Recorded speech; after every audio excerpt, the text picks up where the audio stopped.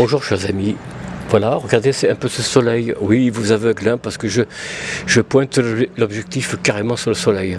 Bon, écoutez, il est un peu voilé, vous ne trouvez pas? C'est pas un soleil très net. Pourtant, il y a un ciel bleu, vous voyez?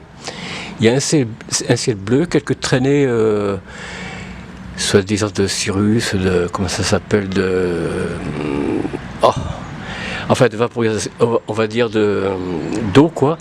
En réalité, c'est des traînées de fumée. Bon, allez, je ne vais pas parler que de ça. L'actualité, en gros, je répète un peu ce que j'ai dit hier, la veille, à savoir que, bon, il y a les riches qui s'en prennent, en tant que, je ne sais pas si c'est les racistes ou les autres, hein. En tout cas, ils sont pour le golf, le tennis. Ils ne se mélangent pas avec les moins riches, encore moins avec les pauvres, bien sûr.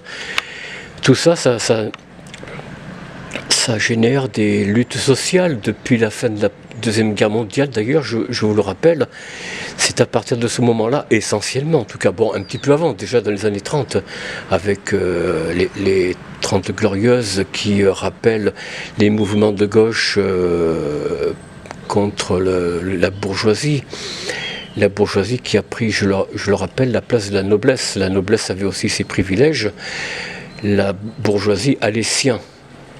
Depuis toujours, enfin depuis la Révolution, et même déjà avant la Révolution, la bourgeoisie déjà commençait à bousculer le clergé, bien sûr, mais aussi la noblesse qui a pas totalement disparu, même de nos jours, mais enfin qui se fait très minime, on n'en parle pas beaucoup, ou alors ils se sont recasés avec les élites bourgeoises, justement pour ne pas disparaître.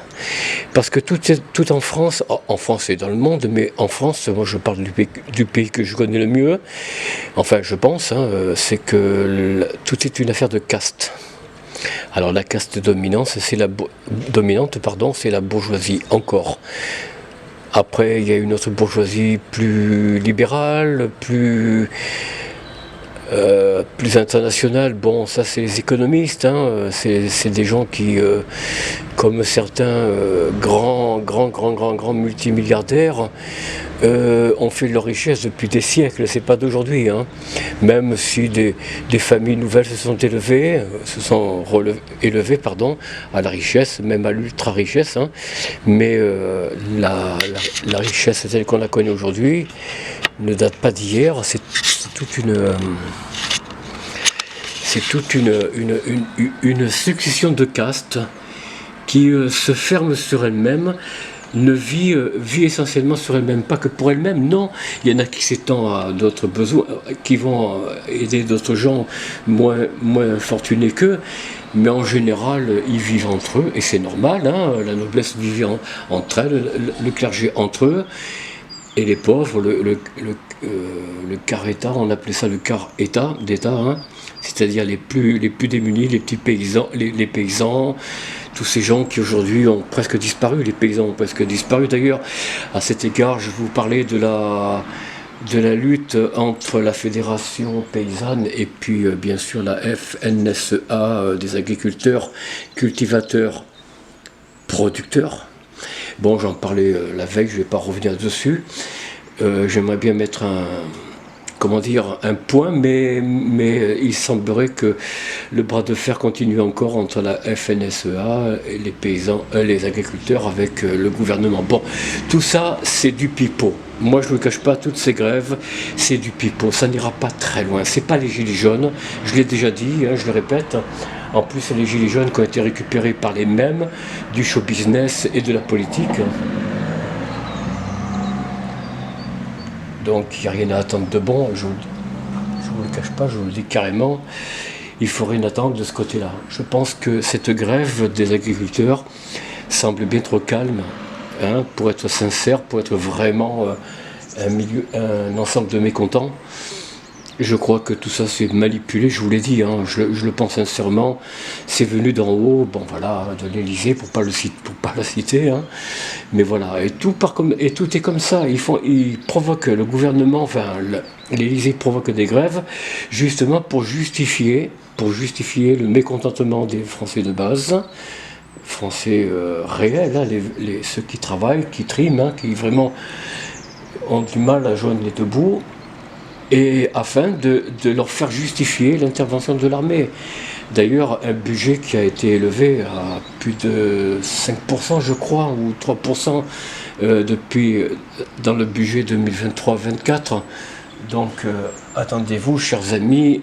D'ailleurs, nous sommes, honnêtement, je ne vous le cache pas, je vous le dis sincèrement, nous sommes sous loi martiale. Hein, voilà, faut dire les choses telles qu'elles sont. Nous sommes sous loi martiale. Regardez bien les drapeaux, vous voyez qu'ils ont tous des flèches ou des boules pointues. Enfin, des boules, c'est plus des boules, hein, c'est des boules avec au bout des formes pointues. Nous sommes en état de guerre. D'ailleurs, M. Macron ne l'a-t-il pas dit il y a 4 ans, 5 ans, nous sommes en guerre. En 2019 d'ailleurs, je crois, juste un petit peu avant la mise en confinement de tous les Français avec le port du masque. Je ne sais pas si vous en rappelez. Eh bien, il a dit, nous sommes en guerre. Effectivement, nous sommes sous loi martiale. Nous sommes sous loi martiale. Ce n'est pas que sous Macron, ça s'est fait avant. Ça s'est fait avant, la loi martiale déjà. On peut dire, même sous Chirac, sous Sarkozy surtout, où nous sommes venus retourner à l'OTAN. Donc regardez un petit peu, là M. Trump, pour une fois, il a raison. Une info c'est un scoop. Hein. M. Trump le dit dans je ne sais plus quelle revue, une revue anglaise je crois, il dit que toutes les nations payent une part colossale pour l'OTAN, dont la France, l'Allemagne et puis tous les autres pays membres de l'espace européen. Bon, alors les riches contre les moins riches, bon voilà, je ne vais pas revenir dessus, hein. L'affaire de caste, tout ça, c'est évident que les multimilliardaires resteront multimilliardaires, ils s'enrichissent toujours davantage, et les pauvres sont toujours plus pauvres. Pourquoi? Parce que nous ne faisons pas partie d'une caste. Voilà, je vous le dis franchement, si vous voulez vous élever, il faut faire partie d'une caste. Ou alors si, on peut être millionnaire, on peut être suffisamment indépendant financièrement, mais on sera jamais multimilliardaire. Enfin, je veux dire, d'une caste supérieure des 1%. Hein. Moi, je suis dans les 10% environ, mais je ne suis pas dans les 1%, loin de là, loin s'en faut. Ceci dit, chers amis, voilà, je ne voulais pas vous faire trop de bavardage sur la richesse et la pauvreté, mais pourtant, ces luttes qui, malheureusement, c'est toujours les plus pauvres qui trinquent, qui payent. Hein, c'est jamais les plus aisés, ceux qui parmi les agriculteurs manifestent. Bon, regardez un petit peu autour de vous, hein. Il suffit de voir un peu qui mène tout ça pour dire que ça va pas aller bien loin, que déjà ils sont tous, ces paysans, ils sont tous, voilà, un petit peu dans le même état et peut-être pire qu'avant, et parce que ces grèves, eh bien, leur fait gagner moins d'argent, encore déjà qu'ils en gagnaient pas beaucoup. Et bien là, ils en gagnent encore moins.